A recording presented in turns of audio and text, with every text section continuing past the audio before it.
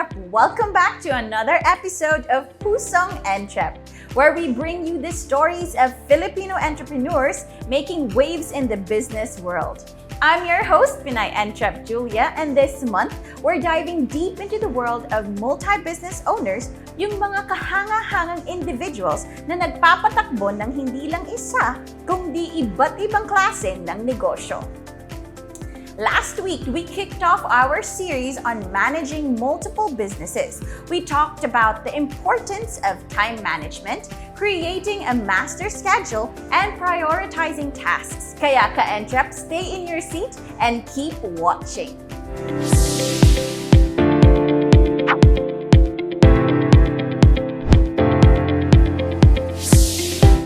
Para sa mga nakamiss ng episode last week, a quick recap muna tayo sa mga ka-Entrep. Napag-usapan natin ang kahalagahan ng time management, paggawa ng master schedule, at pag-prioritize ng mga tasks, especially sa operations. Ipinaliwanag din natin kung bakit mahalaga ito sa pagmamanage ng inyong oras. At syempre, hindi natin nakalimutan ang pagbibigay diin sa importance ng pag-prioritize ng mga gawain. Alalahanin natin na hindi lahat ng tasks ay pantay-pantay ang importance. Tinalakay din natin ang kahalagahan ng pagkakaroon ng malinaw na vision para sa inyong negosyo at pagtatakda ng mga makatotohanang layunin. At panghuli, binigyan din natin ang kahalagahan ng passion at tiyaga sa pagkamit ng tagumpay bilang isang multi-business owner. Dito sa Pusong Entrep, gusto namin maging kasama kayo sa inyong paglalakbay. Kaya naman ngayong buwan, tututukan natin ang mga challenges at rewards ng pagiging isang multi-passionate entrepreneur. In this episode, makakasama natin ang isang successful Filipino entrepreneur who has built not just one, but 3 thriving businesses. Please welcome Mark Anthony Delin, the CEO and founder of Akiro Farm Cafe, Mark's Big Belly, and Akiro Ramen. My journey in restaurant business is I started talaga na as in walang puhunan. I mean, may capital is yung learnings lang na nakuha ko dun sa mga past experience ko, work experience ko. So I started talaga na wala siyang capital. So pinag-aaralan ko yung business. So that is yung yung Mark's Big Belly, which is yung boneless lechon belly. So since I've been working in food industry for ilang years na rin, kasi dun sa place ko before, yung sa GMA Cavite, wala nagtitinda ng lechon belly. Kung meron man lechon is yung mga lechon bo, tapos seasonal lang. So ako nakaisip ako na gusto kong magtayo ng isang lechon or roast pork belly na all year round ma-avail sa amin, kasi nga kadalasan seasonal lang siya. So popost ako sa Facebook kung may gusto bang umorder, tapos pag may o-order, hihingi ako ng down payment. So pag hingi ko ng down payment, yung down payment nila ay yung itatakbo ko sa palengke para ipamili ng raw materials, or which is yung lempo or yung belly na gagamitin ko. And then makikisalang muna ako dun sa kapatid ko nung sa kanyang rotisserie. Pag nabenta siya, makukuha ko na yung full payment. So dahil nabayad ko na yung raw materials, wala akong capital kasi ginamit ko lang yung down payment nila. And then isang order, dalawang order, hanggang parang after 3 weeks, I got like 8 orders na a day, na ganun lang yung sistema. And then after a month, I decided to buy my own rotisserie or yung own griller na masasabi kong sa akin. So doon pa lang ako nag-start yung masabi kong business ko na sarili ko, na may capital ako. Doon pa lang yung time na naglabas ako ng capital. I started like 4 to 5 tables lang with like 15 to 20 capacity lang. Kinuha ko yung concept lang, like yung that time is like mang inasal na only rice, naga-only rice. Tapos sabi ko, try ko, instead na inasal chicken, why start ko yung lechon belly tas only rice, tas for only 99 pesos that time, naka-lechon ka na tapos only rice. So doon lang na ano yun, nagustuhan ng mga tao yon, and then lagi may customer na kumakain hanggang I expand uli. Tapos from 4 to 5 tables naging 10 tables. Tapos ayun, the rest is next day. Lahat ng opportunity lumalabas na kasi yung credibility ko as businessman and at the same time as a chef, kasi nga I've been working in the kitchen, in the industry, is lalo silang nagkakaroon ng tiwala kasi pag sabi nila, ay kay Chef Mark yan or kay Mark yung restaurant na yan, yung credibility ng pagkain ko is parang tumataas. So gusto ko yung pag isip nila lechon belly, Mark's Big Belly. Ganon yung agad yung gusto kong parang branding. Na tuwing may occasion, may birthday sa kanila, may any like kahit anong occasion na need nila ng lechon, may isip nila agad si Mark's Big Belly. So ganun yung ginawa ko sa Utay-Utay. So that time nung nag-start ako, hindi pa gaano yung online selling. So ako, nag-start lang ako, post lang. Ang market ko lang that time is yung may Facebook friends lang. Ayun, tapos kung mayroon hindi ko kilala, ayun yung mga tinag na ng ibang mga friends ko. So yun, nag-start ako sa ganong business, maliit lang. So hanggang sa inaral ko siya, ganon kasimple nag-start yung Mark's Big Belly, Akiro Farm Cafe, and Akiro Ramen. So yung sa Akiro Ramen naman, nung ang aking wife kasi is nag-crave during pandemic ng ramen. So we order ramen online.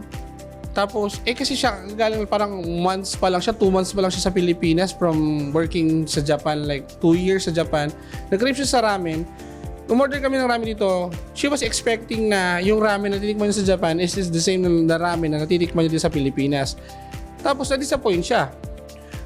Tapos, dahil pandemic, wala kaming ibang mabibilhan kundi online. Nag-formulate ako ng sariling ramen. Tapos siya yung taga-authentic nung ramen. Like, pag nagawa ko na to, tapos sabi ko sa kanya, mami, okay na ba to? Hindi, medyo malayo pa, adjust pa. Adjust hanggang sa makuha namin yung formula na malapit dun sa ramen na titikman niya sa Japan. So, that's the start of Akiro Ramen. Yun, ganun po yung start namin. Then, nung nagsara lahat ng restaurant, everyone is closed talaga. Everybody's closed yung mga business. Nung nagkaroon ng chance na magka-open uli ng business, yung Mark's Big Belly na store namin, nilagay na namin siya ng Akiro Ramen. Kasi sayang kasi that time, gusto ko kasi lagi kami yung una, pioneer, kasi wala pa nung nagtitinda ng ramen doon. And then, malakas ang loob ko na pag malapit siya sa authentic kasi my wife is galing sa Japan. So, mayroon akong taga-check kung okay ba to o medyo malapit ba sa authentic to. Kasi hindi natin masabi yung authentic kung nandito ka sa Pilipinas, hindi natin masabing authentic yun kasi nga nasa Pilipinas. Ganun kami nag-start, and then yun, the rest is history. Pwede mo bang i-share din kung paano ba na ginawa ang planning and prioritizing when managing multiple businesses itself? What was the most effective approach?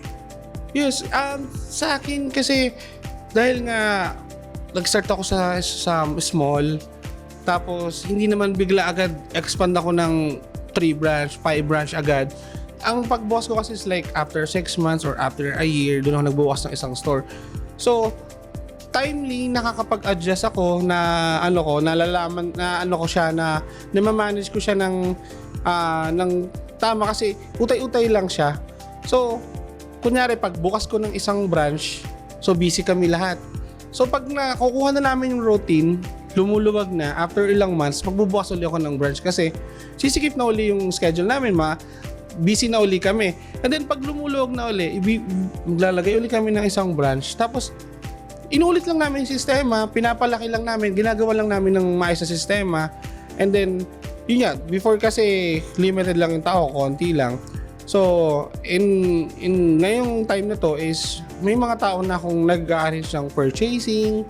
Dati ako pa yung namimili sa Manila, ako pa yung magdadrive everyday, malamamalengke.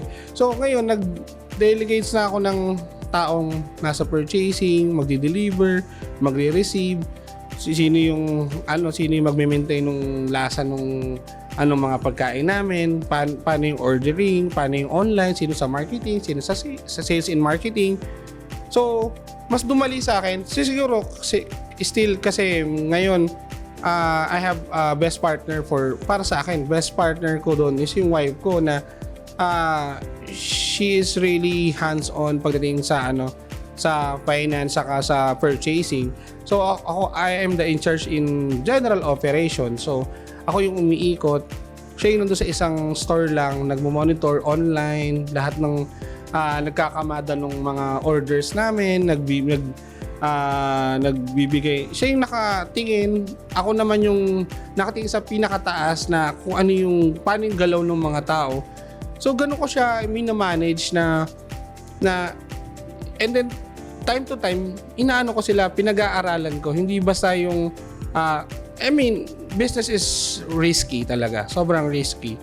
Pero mabilis lang ako mag-decision, pero I always assure na bago ko pasukin yung isang business is pinag-aralan ko muna. Marami na kasi akong failure syempre sa business. Hindi naman lahat ng yung nakikita ngayon is success na lang.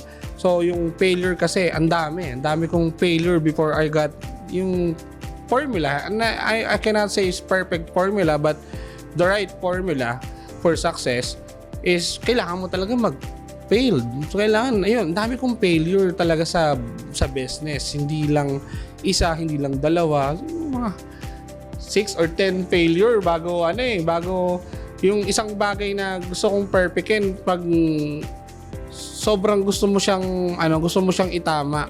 Marami kang failure na mararanasan bago mo siya makuha in perfect or tama. So ayun po, marami po at ako, honestly, hanggang ngayon, pinag-aaralan ko pa rin yung business kahit na it's already running na yung 5 stores o yung 3 business.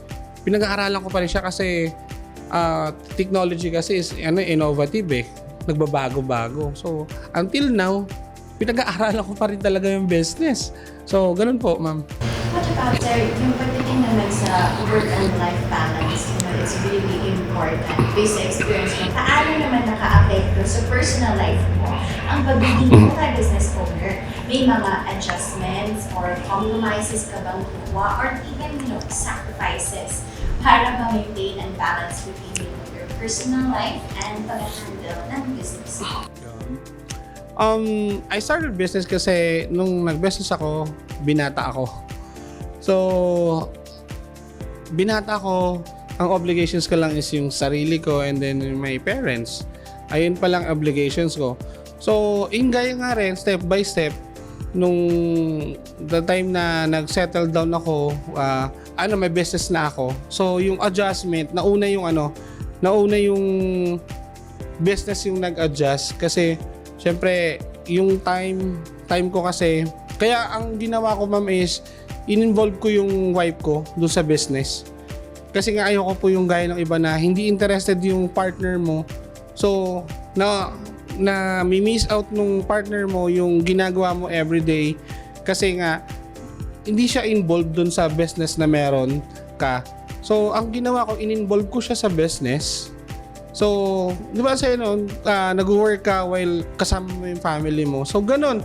And then, meron kaming anak. So, we make sure na kahit na may business kami, as much as possible, in a week, siguro meron kaming twice or thrice na bonding ng family para mabalanse ko.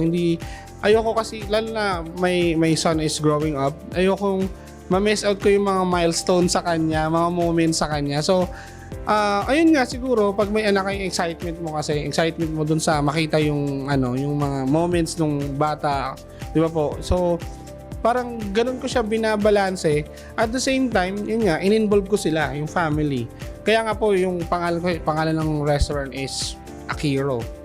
Somehow kung gusto niyang manahin nyo, at least yun sa kanya na nakapangalan. So gusto kong makitaan niya na wala man kaming wala akong mapamana sa kanyang wealth. Binigyan ko naman siya ng magandang kaya binibuild ko po yung image ng ngayon sa aking credibility ng restaurant kasi gusto ko pag nagkaisip na siya and he's really willing to manage the business na yung business is stable na for him It's like insurance for him. So, ayun po. Ayun, kaya gusto ko involved sila. Ayun yung kung sabing work-life balance.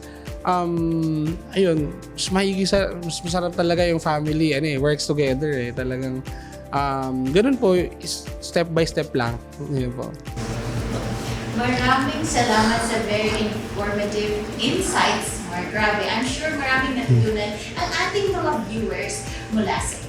And now, Sir Mark, please promote your business. Paano ba sila makaka-order sa Mark's Big Belly and maka-visit sa Akiro Farm Cafe and Akiro Ramen House? Sa mga